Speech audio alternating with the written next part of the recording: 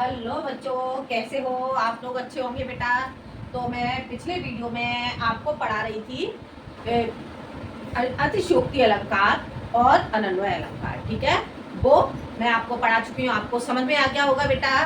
तो आज मैं आपको पढ़ाऊंगी प्रतीप अलंकार और दृष्टांत अलंकार। ठीक है, तो आज हम क्या पढ़ेंगे? प्रतीप अलंकार और दृष्टांत अलंकार। देखते हैं प्रतीप अलंकार।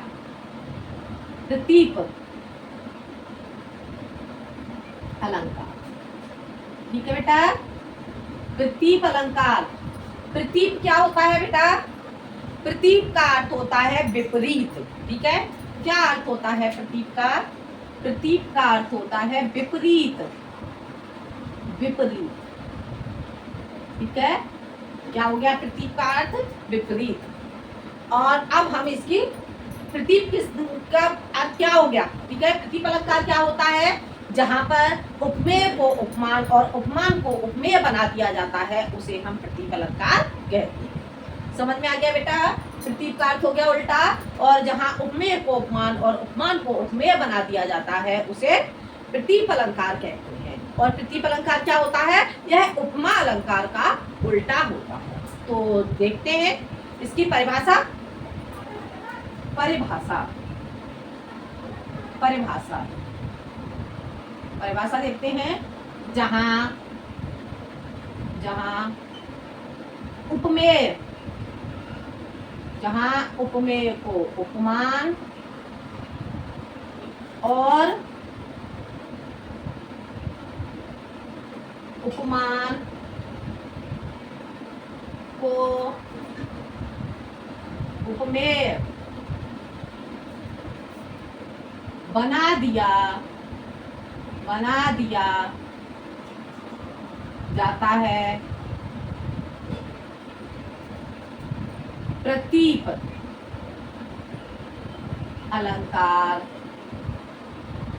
प्रतीप अलंकार कहलाता है।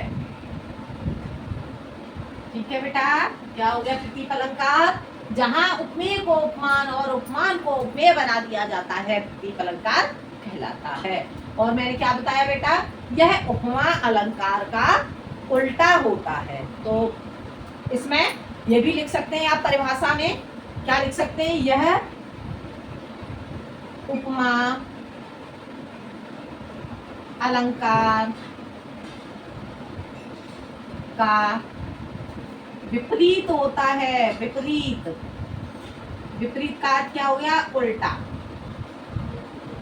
होता है। ठीक है बेटा, तो ये हो गई आपकी प्रतीप अलंकार की परिभाषा। अब हम क्या जानेंगे? इसका उदाहरण। उदाहरण क्या हो जाएगा बेटा? उदाहरण हो जाएगा इसका, चंद्रमा मुख के समान है। अब यहाँ पे चंद्रमा क्या है? चंद्रमा उपमान है और मुख क्या है? उपमेय। लेकिन यहाँ पे क्या बताया गया है? चंद्रमा मुख के समान है। चंद्रमा को मुख के समान, चंद्रमा मुख के समान चंद्रमा को बताया गया है। ठीक है, तो देखते हैं इसका उदाहरण, फिर इसे समझ लेते हैं एक बार। चंद्रमा मुख, चंद्रमा मुख के समान है। मुख के समान है। ठीक है बेटा, अब यहाँ पे चंद्रमा को क्या बताया गया है?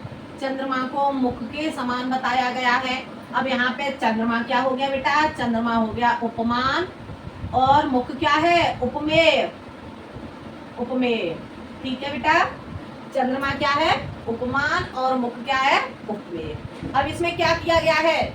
इसे जो उपमान है, उपमान को तो उपमेय बना दिया गया और उपमेय को उपमान बना दिया गया। ठीक है, क्योंकि अब इसका स्पष्टीकरण हम लिखेंगे, तो स्पष्टीकरण हम इसका कैसे जानेंगे? देखते हैं इसका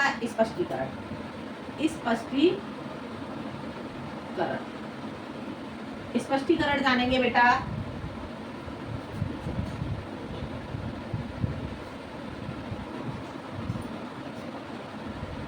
प्रस्तुत उदाहरण में बताया गया है, बताया गया है कि चंद्रमा उपमान, उपमान चंद्रमा, चंद्रमा को उपमेय और उपमेय, उपमेय मुख को, मुख को उपमान, उपमान बना दिया गया है, बना दिया गया है। अतः यहाँ पर बना दिया गया है और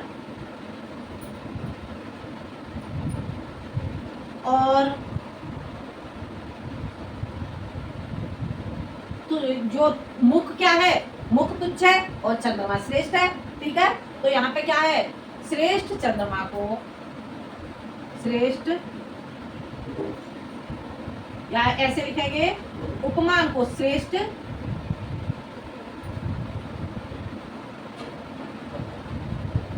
क्या करेंगे यहाँ पे कैसे लिखेंगे, मुख को तुच्छ और यहाँ उपमान चंद्रमा, चंद्रमा को तुच्छ, चंद्रमा को तो यहाँ तुच्छ कर दिया और किसे, मुख को और उपमेय, उपमेय मुख को, मुख को श्रेष्ठ बना दिया गया है, बना दिया गया है। आता है यहाँ, अतः यहाँ प्रतीक अलंकार होगा, ठीक है बेटा। ये आपको समझ में आ गया होगा। अब इसके अलावा एक उदाहरण और मैं आपको समझा देती हूँ, इतना देख लो आप, ये आपको समझ में आ गया। पहले इसका रिवीजन करा दूं एक बार। जहाँ उपमेय को उपमान और उपमान को उपमेय बना दिया जाता है, प्रतीक अलंकार कहलाता है। यहाँ उपमा, यह उपमा अलंकार का उल्टा होता है। उदाहरण चंद्रमा मुख के समान है, ठीक है। प्रस्तुत उदाहरण में बताया गया है कि उपमान चंद्रमा को उपमेय और उपमेय मुख को उपमान बना दिया गया है, और यहाँ उपमान चंद्रमा को तुच्छ और उपमेय मुख को श्रेष्ठ बना दिया गया है, ठीक है। तो अतः यहाँ पर प्रतीक अलंकार होगा। हो गया क्लियर। एक उदाहरण और देख लो बेटा इसका, एक उदाहरण और मैं आपको बता देती हूँ।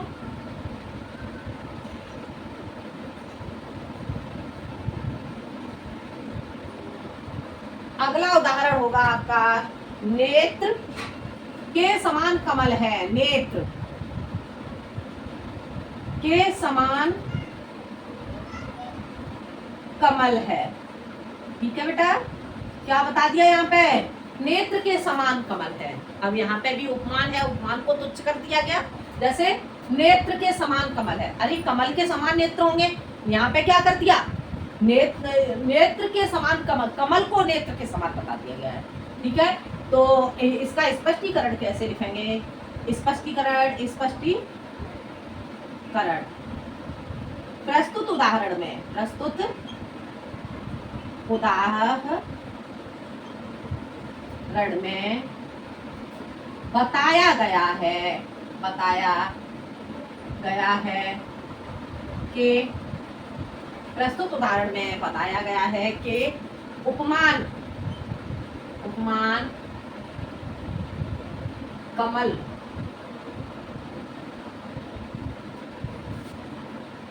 उपमान कमल को उपमेय, उपमेय और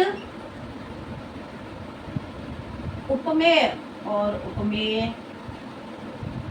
नेत्र को, नेत्र को उपमान बना दिया गया है, बना दिया गया है। ठीक है बेटा, बना दिया गया है। और यहाँ पर, और यहाँ पर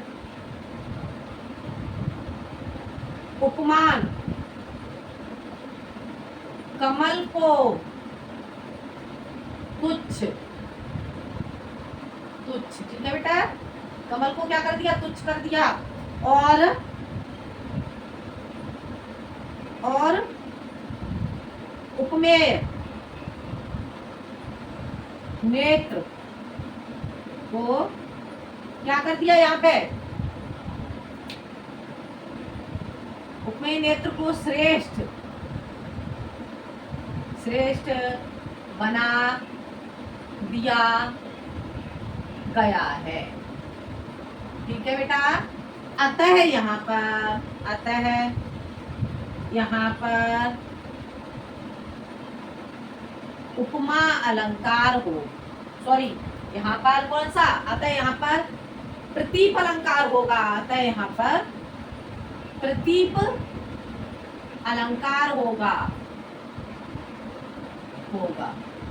ठीक है बेटा, ये आपको समझ में आ गया होगा।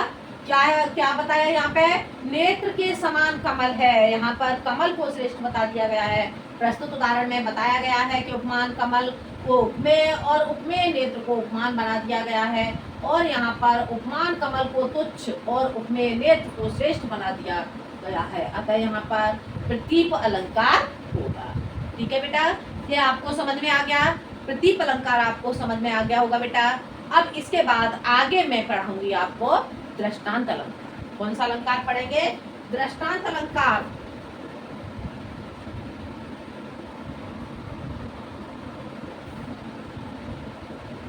दृष्टांत अलंकार पढ़ेंगे बेटा।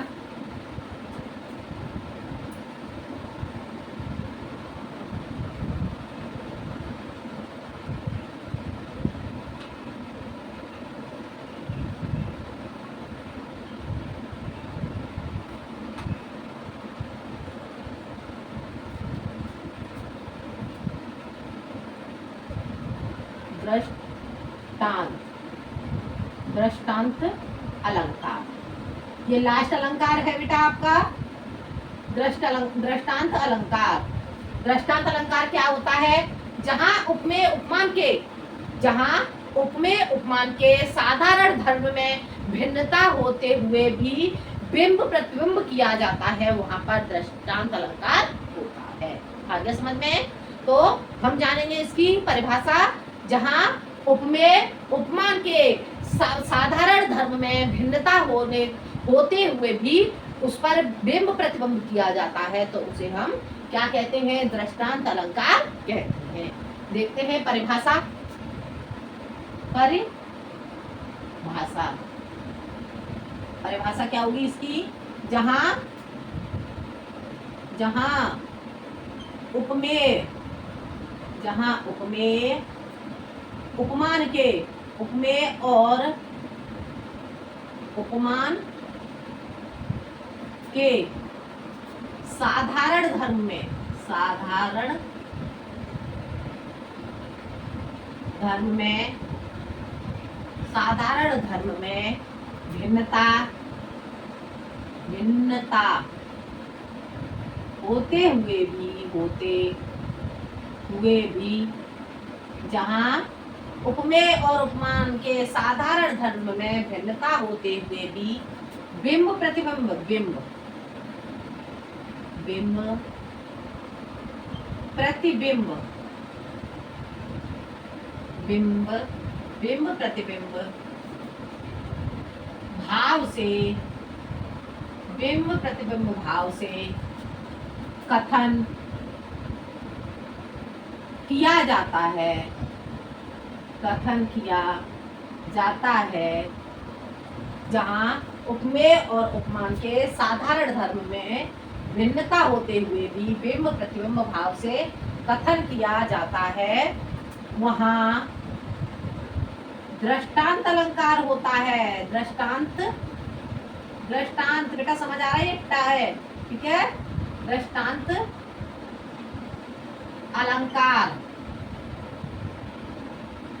होता है, होता है। ठीक है बेटा, क्या हो गया दृष्टांत अलंकार? जहां उपमेय और उपमान के साधारण धन में भिन्नता होते हुए भी बिंब प्रतिबिंब किया जाए, यानी कि कोई भी कटाक्ष किया जाता है, बिंब प्रतिबिंब भाव से कथन किया जाए, उसे दृष्टांत अलंकार कहते हैं। ठीक है, अब देखते हैं हम इसका उदाहरण। उदाहरण इसका जानेंगे। उदाहरण उदाहरण क्या होगा?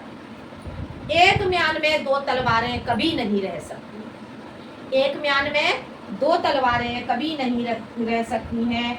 किसी और पर प्रेम नारियां, किसी और पर प्रेम नारियां अपने पति को नहीं सह सकती हैं। तो देखते हैं इसका उदाहरण। किसी एक म्यान में, एक म्यान में दो तलवारें, एक म्यान में दो तलवारें, एक म्यान में दो तलवारें, एक म्यान में दो तलवारें कभी नहीं रह सकती हैं, कभी नहीं रह सकती हैं, रह सकती है, कभी नहीं रह सकती हैं। ठीक है, एक म्यान में दो तलवारें कभी नहीं रह सकती हैं। किसी और पर प्रेम नारियां, किसी और पर प्रेम नारियां पति को क्या सह सकती हैं? किसी और पर प्रेम नारियां, पर प्रेम नारियां, नारियां। ठीक है, किसी और पर प्रेम नारियां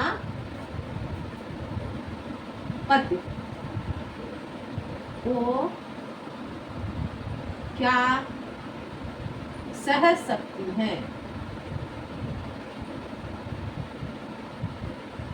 ठीक है बेटा, ये क्या हो गया उदाहरण?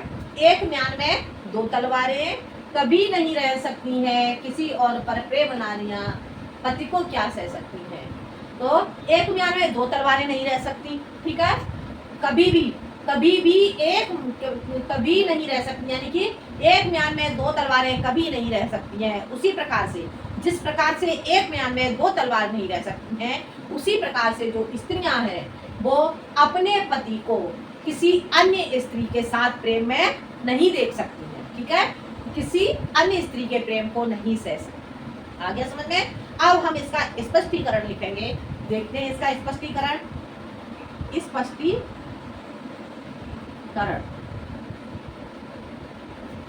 प्रस्तुत उदाहरण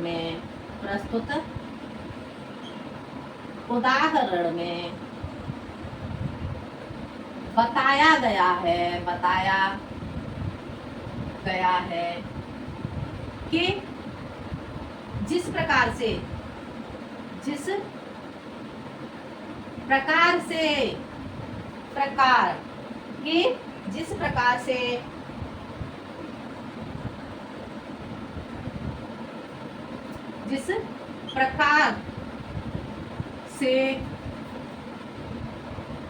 एक म्यान में दो तलवारों का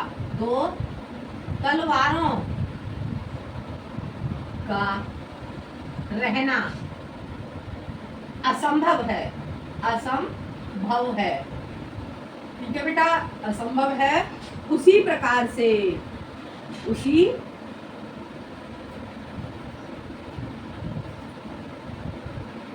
असंभव है। उसी प्रकार से स्त्रियां भी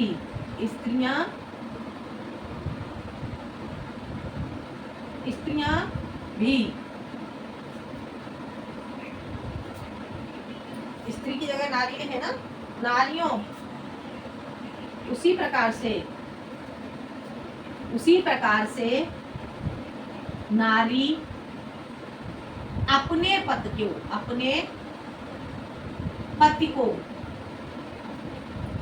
पति को पर स्त्री के प्रेम में अनुरक्त अनुरक्त अनुरक्त अनुरक्त नहीं देख सकती है, देख सकती है। अतः यहाँ पर क्या किया गया है? अतः यहाँ पर बिंब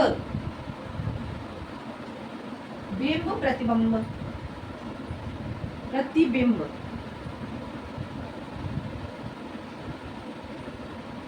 का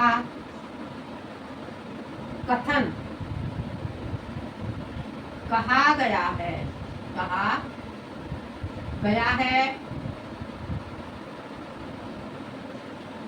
यहाँ पर दृष्टांत अलंकार होगा, दृष्टांत अलंकार होगा। ठीक है बेटा, समझ आ गया आपको दृष्टांत अलंकार? जहां एक बार इसका रिवीजन कर लेते हैं बेटा। ठीक है, जहां उपमेय और उपमान के साधारण धर्म में भिन्नता होते हुए भी बिंब प्रतिबिंब भाव से कथन किया जाता है, वहां दृष्टांत अलंकार होता है। उदाहरण, एक म्यान में दो तलवारें कभी नहीं रह सकती हैं, किसी और पर प्रेम नारियां पति को क्या सह सकती हैं। ठीक है, इसका अर्थ मैं आपको समझा चुकी हूँ बेटा। प्रस्तुत उदाहरण में बताया गया है कि जिस प्रकार से एक म्यान में दो तलवारों का रहना असंभव है, उसी प्रकार से नारी अपने पति को लिखोगे यहाँ पे। ठीक है, अपने पति को पर स्त्री के प्रेम में अनुरक्त नहीं देख सकती है। अतः यहाँ पर बिंब प्रतिबिंब का कथन कहा गया है, यहाँ पर दृष्टांत अलंकार होगा। ठीक है बेटा, तो आपको प्रतीक अलंकार और दृष्टांत अलंकार जो मैंने आपको आज पढ़ा है वो आपको समझ में आ गए होंगे बेटा। तो आज आपके अलंकार समाप्त होते हैं बेटा। अब मैं कल से आपको पढ़ाऊंगी छंद। ठीक है बेटा, तो ये आपको समझ में आ गया होगा। आज के लिए इतना ही, धन्यवाद।